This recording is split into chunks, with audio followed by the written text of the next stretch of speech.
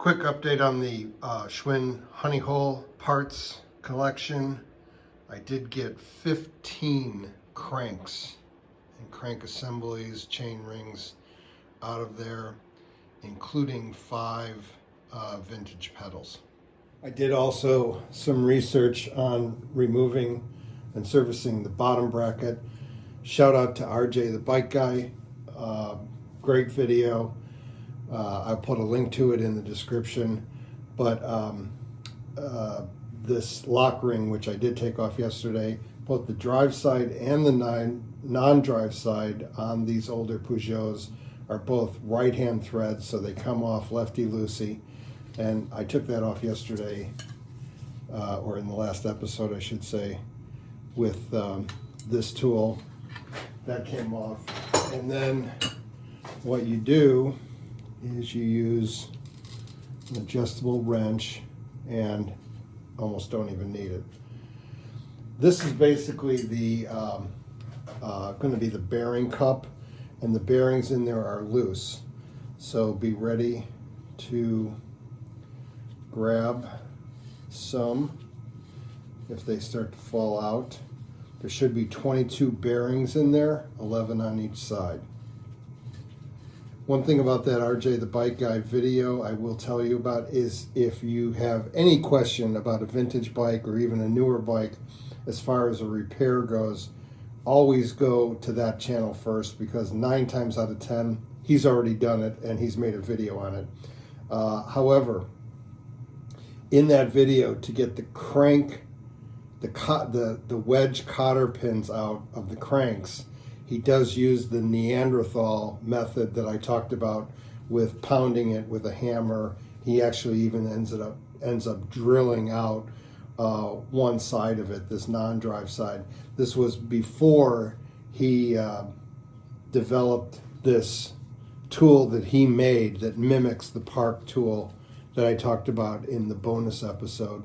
Get this off with my hand under here. So, okay, it looks like that's going to come out without losing any bearings. You can see the bearings are in there. That's what's happening on this episode of Featherstone Bicycles.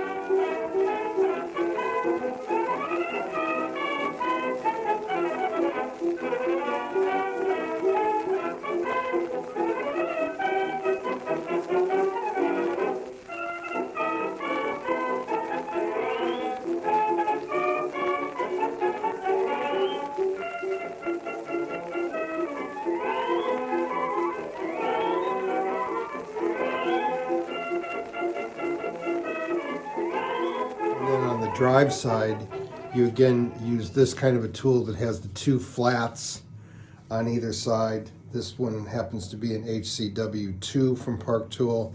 It's kind of nice because it has the flexible edge here, so if you have a various size lock ring, this will adjust to fit that. But anyway, we're gonna, again, right hand threads, so lefty loosey. Unfortunately, I've got the wrong size. This is a 35 millimeter, and I need a 36 millimeter. So this is a Park Tool HCW3.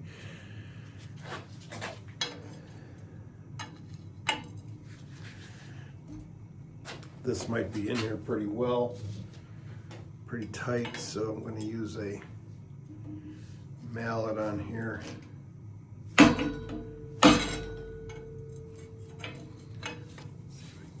On there.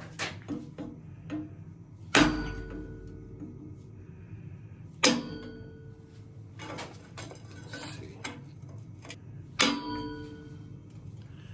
Okay, this isn't going to come off easy.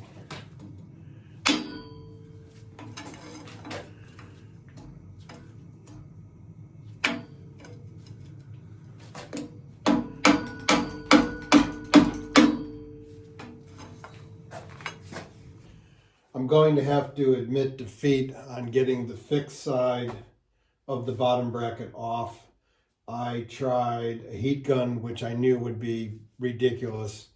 I then went to a torch, and the problem is there's so much still grease in there that it caught on fire and started coming out the other side of the bottom bracket, and I really don't want to damage the paint. It's just the race for this side of the bottom bracket, so it's not critical that it comes off, and I don't want to damage the paint. But since we're taking this off first, I might as well clean it all and move on to one or two other parts. I fired up the new parts washer and just to clean this, and works great. This is a central machinery unit from Harbor Freight. You fill it up with water and then add some concentrated solvent. There's a little switch over here, and then filter down here that the solvent runs through, and then comes out here, and then you have these brushes that clean it up. A far cry from what I was using with the little stainless steel bowl. I have to tell you a funny story though. If you go to Harbor Freight website and you look for this machine, today, this is now early 2025, this machine costs $139.99, $140. On their website, they have a YouTube video review of a guy, doesn't work for Harbor Freight or anything, it's just independent review of the machine. Now, when he bought the machine, it was $10 less, it was $130. I don't exactly know when it was, and I don't know what kind of work this guy does, but the machine costs $130. He talked about the solvent that he was going to use for it. Now, this machine says it's a 20-gallon tank. That means it's 20 gallons up to the top. Clearly, right here above the filter, it says, you can't see it, but it says embossed on this cover for the pump, it says maximum fill height. So that's about 10 gallons or less, probably closer to 7 or 8. So this guy in this video goes out and buys 10 gallons of crud cutter, full strength, 2 5-gallon jugs. It cost him $138. So he paid $8 more for the solvent than he paid for the machine. I went to Harbor Freight and asked them if they have any solvent for this machine. And they said, yeah, you can use this super heavy duty degreaser. This is a concentrate. The instructions say to use it 1 part degreaser to 26 parts of water. I thought that was a little light, but I put about 5 gallons of water in here, maybe 6, and half of this bottle. And it cleaned this part, no problem, very quickly. This gallon at Harbor Freight cost $12. A couple other things, excuse me, about this machine is that it has, bring you in here a little bit, it has this working tray, solvents down here in the base. It has this working tray, and then this little basket that has these slots in it that you can put parts in. One thing it doesn't have that I would like, and I'm probably going to have to figure out how to make something for it, is some of my parts are small, like the ball bearings here, you know, these probably wouldn't fall through those slots in that basket because they're bigger. I think they're 1/4 inch, but obviously smaller ball bearings would fall through. So, as well as through the little holes in this. So I'm going to have to figure out some kind of like a screened, you know, basket type of thing, like a colander or something like that to use up there.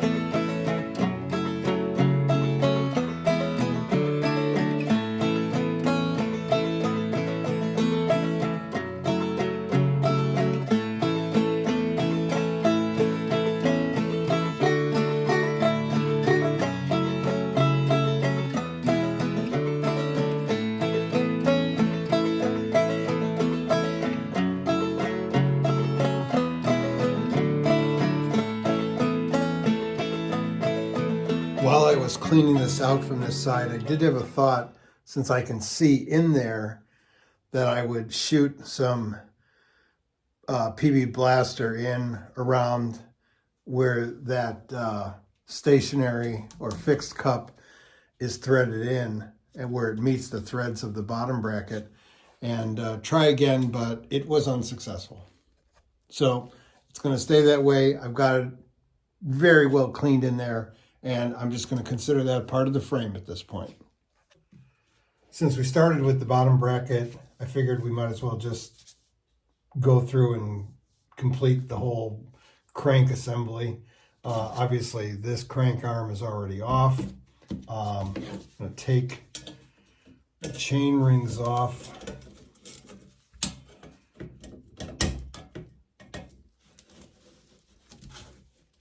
I think.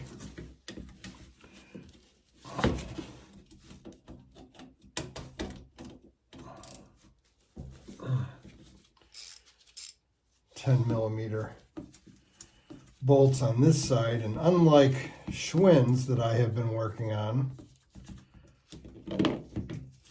the engineers at Peugeot in their infinite wisdom said, let's not put all the bolts in the same way. Let's put, well, those did, some in the other way. I see now it's several pieces. So I was about to say something disparaging about Peugeot engineers, but I will still, in that they used two different size bolts. That's as close as I'm going to get to a disparaging remark. So now I'm going to get these pieces over to the parts washer and clean off the excess grease.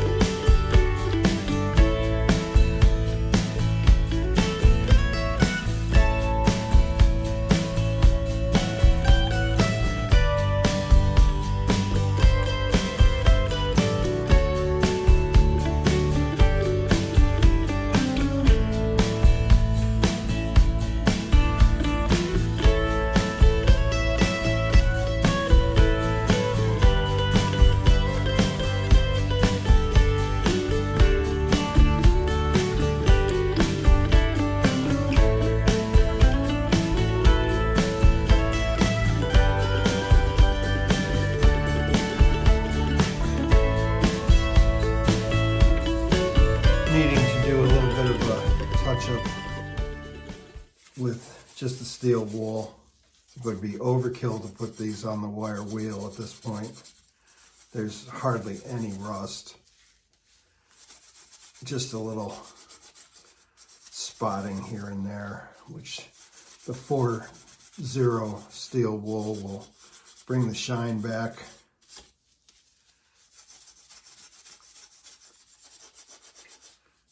While I'm at it, we'll have to explain something about that first episode. This part right here, I am actually going to put on the wire wheel. The beginning part, intro to the episode, said it was an 82 Peugeot. You saw the overlay I put in when I was editing. After I had done some research, I found that it's very difficult to trace the year of the bike from the serial number on Peugeots. That was pretty consistent with all the different websites that I investigated. But I did see that it was a UE8 from the sticker on the bottom of the bottom bracket. And then, as I said in the episode, that was similar, exactly the same, almost exactly the same as the U08 model, except that the UE8 came with fenders and lights and a luggage rack, which this model obviously has. So it's a UE8, and I was able to find some catalogs online from 1982, and I don't think they even made the U08 in 82. I think it was only from the mid 60s until 1980. I did find the 1980, 1979, and I think 1978 catalog, and I found a U08, but it didn't have this color of this light blue. It did say it did come in blue, but according to the pictures in the catalogs, it was a dark blue. And I know sometimes that can be tricky. I know that was true with the Schwinn's. So who knows? That's why I changed, or I made the title of the first episode that it was a mid to late 1970s Peugeot UE8, if that makes any sense. Hopefully it does.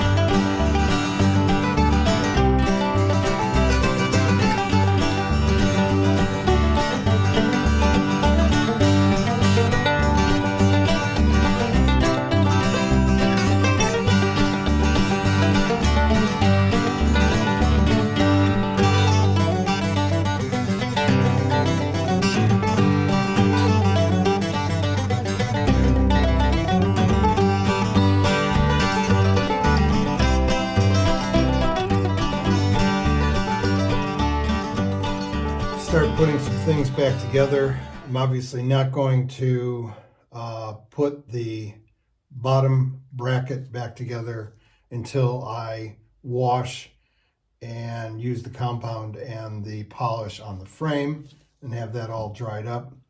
But I will put this chain ring back together if I can remember how to do it. Let's see, the shiny parts should go to the outside.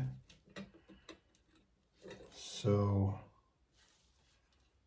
I'm assuming, the little chain ring goes on the inside, obviously. I assume it looks something like that.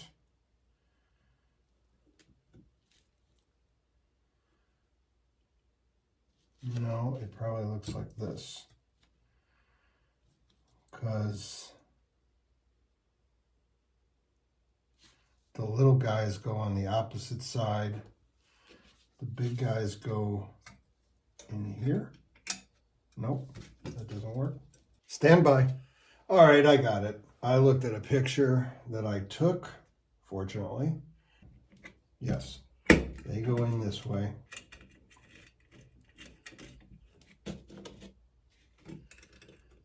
Three of them.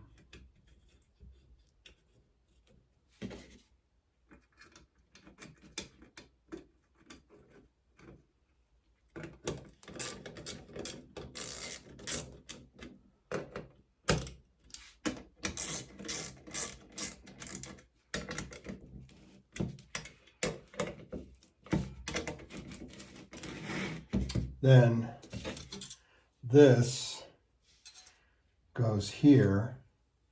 This lines up with the Made in France. And then you have to turn the whole dealy bob over and put these in. What I was confused about was I thought the big ones, I remembered the big ones were the first ones I took off, and I just assumed that was on the front, but actually it's on the back. The small ones are on the front, if that makes sense.